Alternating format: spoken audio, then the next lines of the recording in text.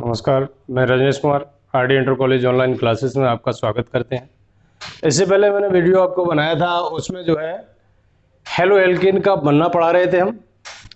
और अब हम उससे आगे जो है अभी तक मैंने पढ़ा उसमें एल्कीन से बनाना।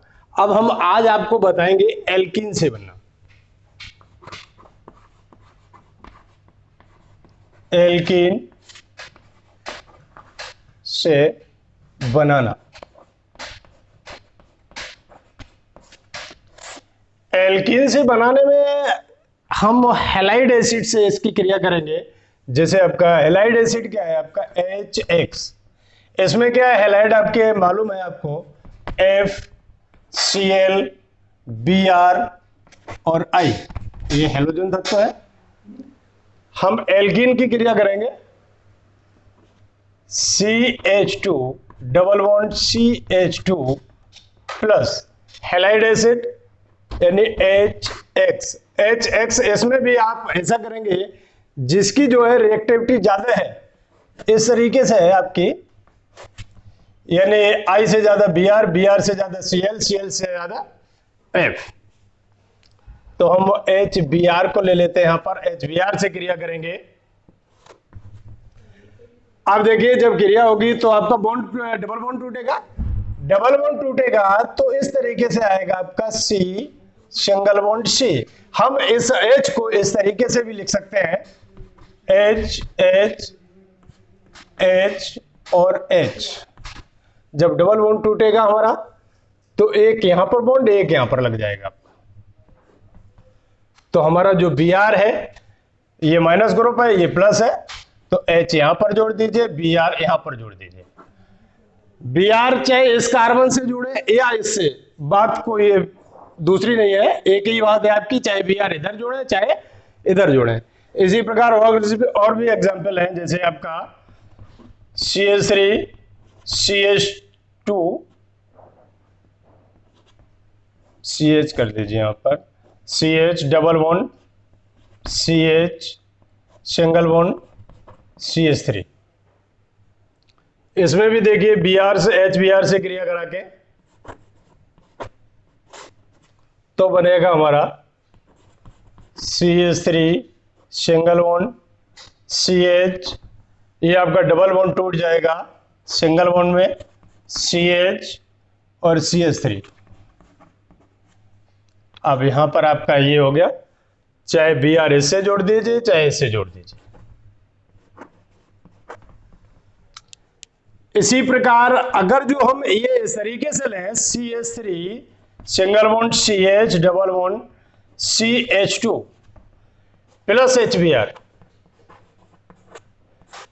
अब यहां पर सवाल ये उठता है कि अब Br और H किससे जुड़े, इससे जुड़े या इससे जुड़े, क्योंकि इसमें कार्बन में आपके 2 हाइड्रोजन है और इसमें कार्बन में 1 हाइड्रोजन है। ये दोनों की जो भी लक्षण है वो अलग अलग है और ये भी आपके अलग अलग है, क्योंकि ये पॉजिटिव है ये नेगेटिव है। अब इसके लिए ऐसा नियम है जो कि आपका H इससे जोड़ा जाए या इससे जोड़ा जाए, Br इससे जोड़ा जाए या इससे जोड़ा जाए। तो इसमें एक नियम है आपका कि ये आपकी जो जब आपका यहां पर और यहां पर हाइड्रोजन की संख्या अलग अलग होती है तो आपकी असममित एल्कीन कहलाती है ये। इसमें देखिए इधर जितने कार्बन और यानी इस कार्बन से जितने हाइड्रोजन जुड़े हुए हैं उस उतने इधर, तो ये आपकी सममित एल्कीन हो गई। इसमें भी बराबर बराबर है, ये भी आपकी सममित हो गई। इसमें आपके बराबर बराबर नहीं है तो ये आपकी असममित एल्कीन हो गई। यहां पर जब ये नियम है, जब कोई असममित एल्कीन, ये आपका ध्रुवीय अणु है। ध्रुवीय अणु क्यों है, क्यों ये विघटित होकर के एक पॉजिटिव देता है एक आपका नेगेटिव आयन देता है। और जब आपका पॉजिटिव और नेगेटिव देता है, जब कोई असममित एल्कीन उससे क्रिया करती है, उससे योग करती है। और आपको ये और बता दें, ये हमारी जो है योगात्मक अभिक्रियाएं हैं, यानी जो भी एल्कीन से आपकी हैलाइड एसिड से क्रिया होती है वो योगात्मक अभिक्रियाएं होती हैं।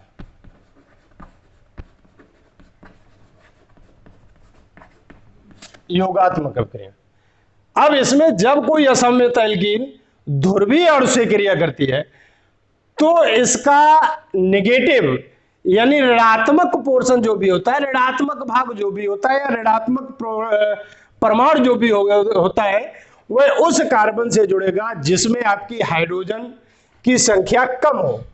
तो ये ब्रोमीन हमारा, ब्रोमीन नेगेटिव होगा, ये पॉजिटिव होगा, तो ब्रोमीन हमारा किससे जुड़ेगा? इस हाइड्रोजन से, क्योंकि इसके कार्बन में एक हाइड्रोजन है और इसके कार्बन में दो हाइड्रोजन है। तो ब्रोमीन यानी नेगेटिव पॉइंट है वो हमारा इस कार्बन से जुड़ेगा।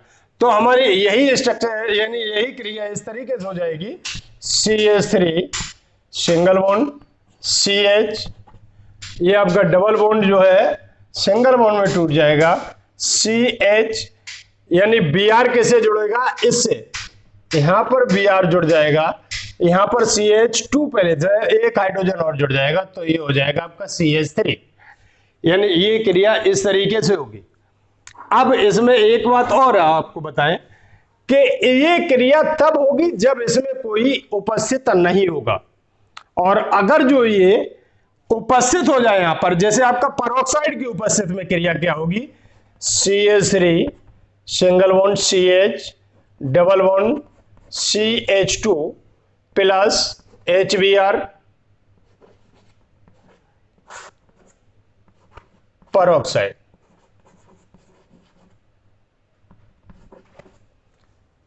पेरोक्साइड में COO का होल ट्वाइस। पेरोक्साइड की उपस्थिति में यही क्रिया इस तरीके से होगी, यानी जो भी ध्रुवीय अणु का ऋणात्मक भाग है वो उस कार्बन से जुड़ेगा जिसमें आपकी हाइड्रोजन की संख्या अधिक हो।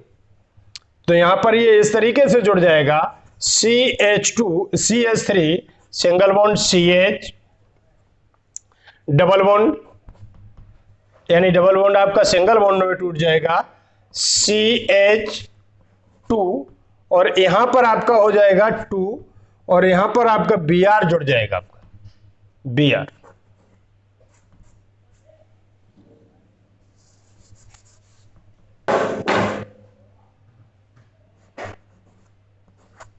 ये क्रिया इस तरीके से होगी, क्योंकि जस्ट इसकी आपकी उल्टी होगी। अगर जो आप लिखना चाहें तो लिख सकते हैं कि जब कोई असममित एल्कीन ध्रुवीय अणु से क्रिया करती है तो उसका ऋणात्मक भाग उस कार्बन से जुड़ेगा जिसमें हाइड्रोजन परमाणुओं की संख्या कम होगी। यही इसके जस्ट विपरीत जब आपकी पेरोक्साइड की उपस्थिति में यही क्रिया ध्रुवीय अणु उस असममित एल्कीन से जुड़ेगा, यानी असममित एल्कीन के कार्बन से जुड़ेगा जिसमें आपकी हाइड्रोजन परमाणुओं की संख्या अधिक हो।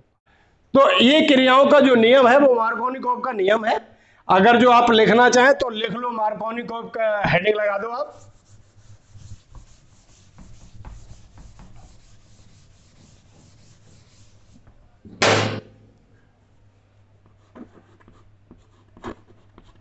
मार्कोनिकॉफ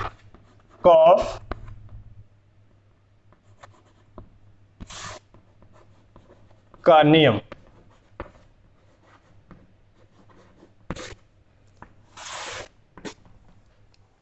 मार्कोनिकॉफ के नियम में आप लिख लें, जब कोई असममित एल्कीन किसी, चलो लिख दो, जब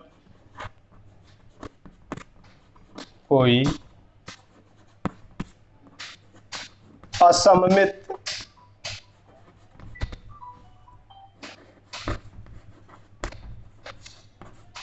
एल्कीन ध्रुवीय अणु के साथ, ध्रुवीय अणु के साथ योगात्मक क्रिया करती है,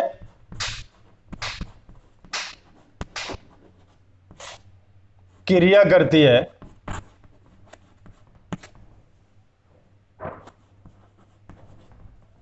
क्रिया करती है, तो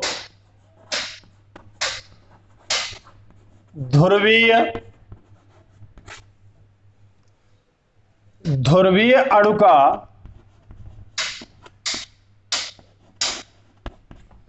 ऋणात्मक परमाणु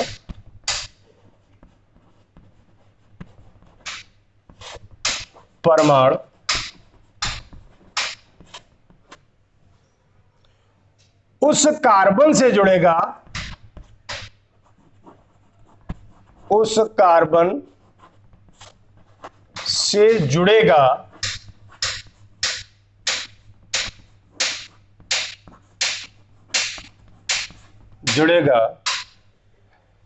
जिसमें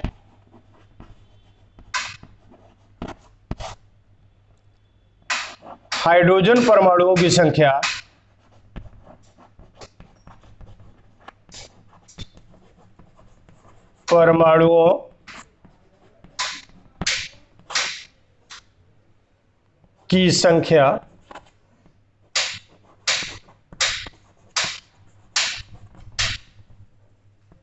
कम होगी।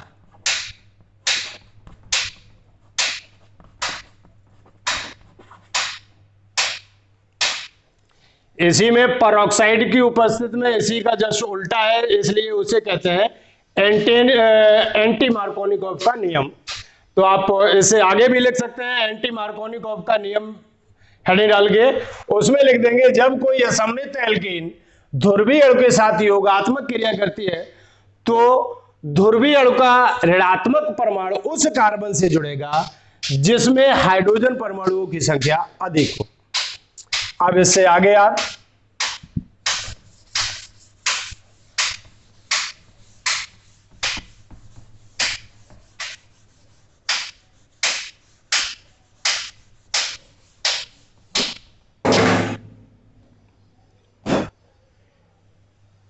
अगला नंबर है आपका 4 नंबर है Finkel Stein reaction.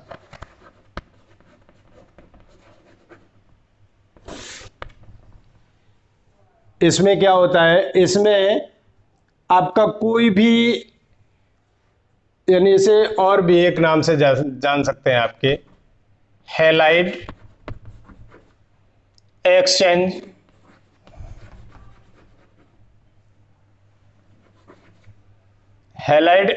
Reaction.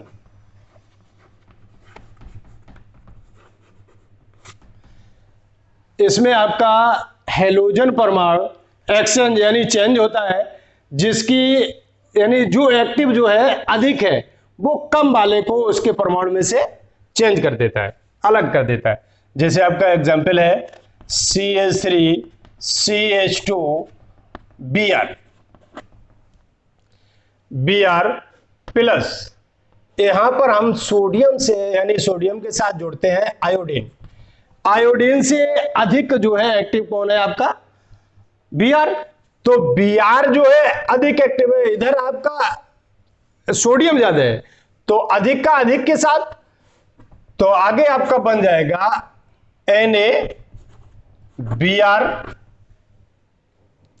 NaBr plus आपका हो जाएगा, शेष रह जाएगा CH3CH2I। अगर जो हम क्लोरीन को लेना चाहें तो क्लोरीन को भी ले सकते हैं, जैसे आपका CH3CH2Cl प्लस आपका Na के साथ Br लगा देते हैं, तो आगे हो जाएगा आपका, इसमें आपका अलग हो जाएगा NaCl। तो NaCl प्लस आपका CH3 सिंगल बॉन्ड CH2Br, यानी आपका ये एथिल ब्रोमाइड बन गया, ब्रोमोएथिन। अब इसके बाद अगला नंबर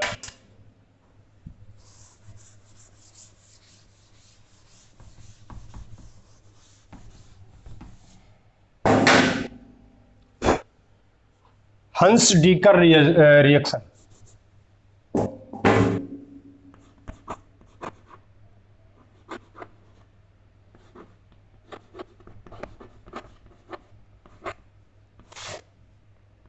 हंस डीकर रिएक्शन।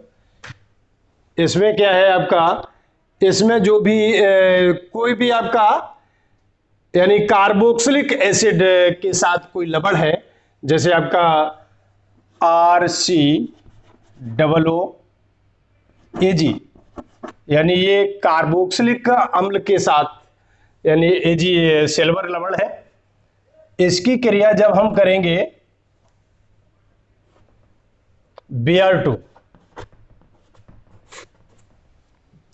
Br2 से करवाएं या Cl2 से करवाएं या I2 से करवाएं, किसी से भी करवाएं, तो इसमें Br से जब क्रिया करेगी तो हमारा अलग हो जाएगा AgBr, और AgBr जब अलग हो जाएगा तो हमारा शेष क्या रह जाएगा, शेष क्या बनेगा, यहां पर आपका CO2 अलग हो जाएगा। अब शेष रह गया हमारा RBr। और भी रिएक्शन है इसमें, यानी इस तरीके से भी इसे कर सकते हैं, जैसे CH3COOAg plus Br2,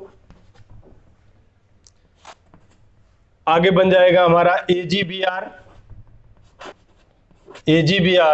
plus CO2 plus RBr, यानी RBr की जगह आप लिख सकते हैं CH3Br। इस नियम से केवल हम ब्रोमोमीथेन या ब्रोमोएथेन ही ज्ञात कर सकते हैं, बना सकते हैं, और आपका कुछ नहीं, यानी यही कर सकते हैं। आप क्लोरो ले लें, आयोडो ले लें, वो इस नियम से नहीं बनेगा।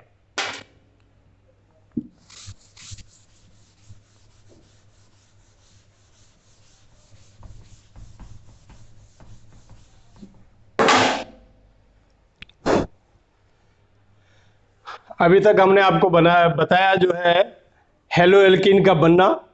इसके बाद हम आपको अब पढ़ा रहे हैं भौतिक गुण। हाँ, number 1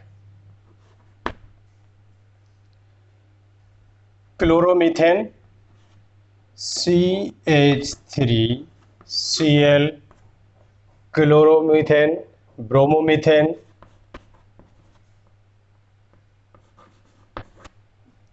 आयोडोमीथेन,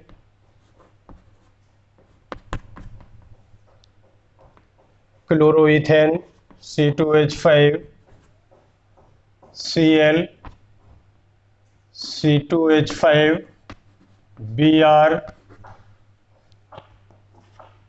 C2H5, I C3H7, Cl C3H7, Br C3H7I।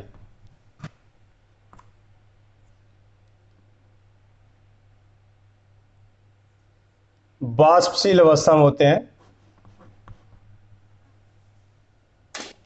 वाष्पशील नहीं, सॉरी, गैसीय अवस्था में पाए जाते हैं। गैसीय अवस्था में पाए जाते हैं।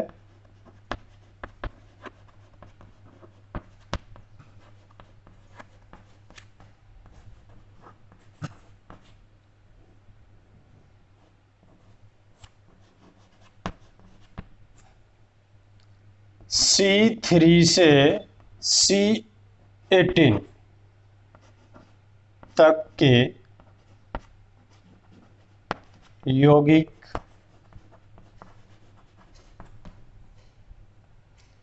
यौगिक द्रव अवस्था में,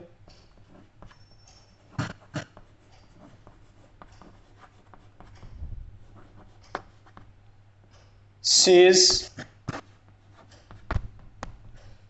इसके बाद के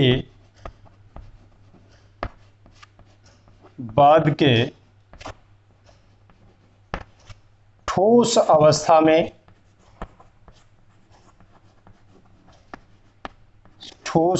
में होते हैं।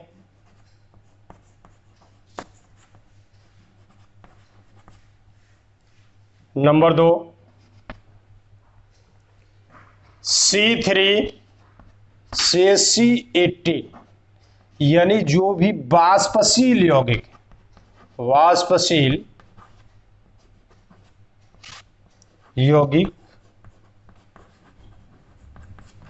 सुगंधित होते हैं, सुगंधित होते हैं।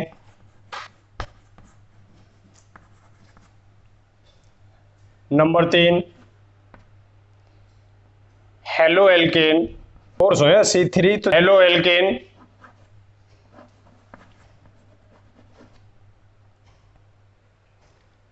रंगहीन,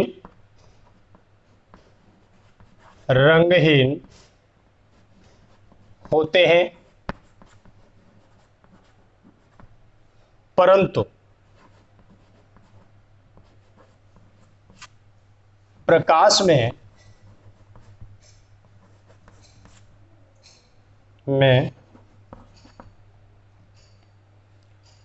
ब्रोमो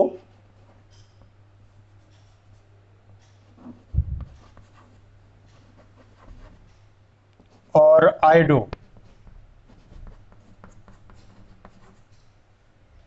रंगीन होते हैं।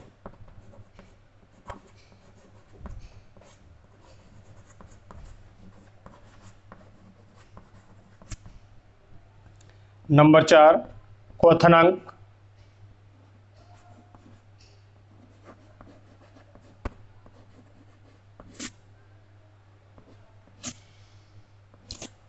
उच्च आणविक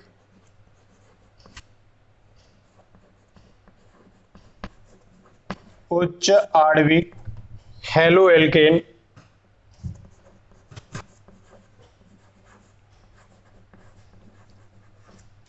उच्च आणविक हेलो एल्केन से निम्न की ओर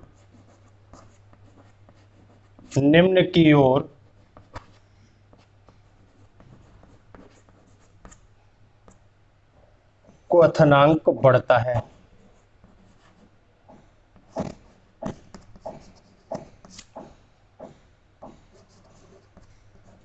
बढ़ता है। नंबर 5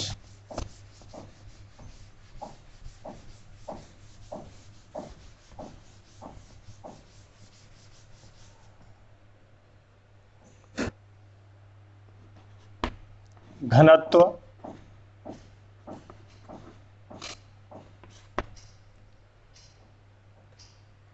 निम्न क्रम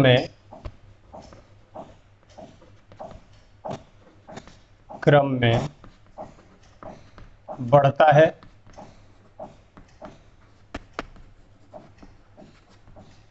यानी F फ्लोरीन, क्लोरीन, ब्रोमीन और आयोडीन।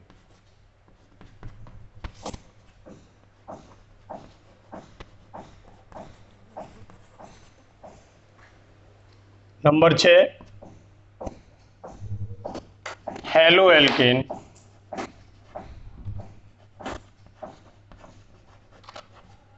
जल में अविलेय होते हैं।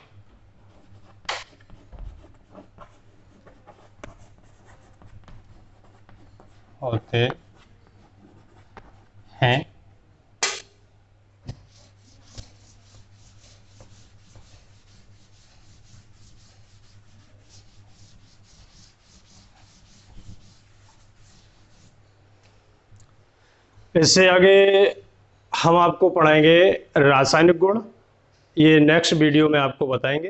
नमस्कार।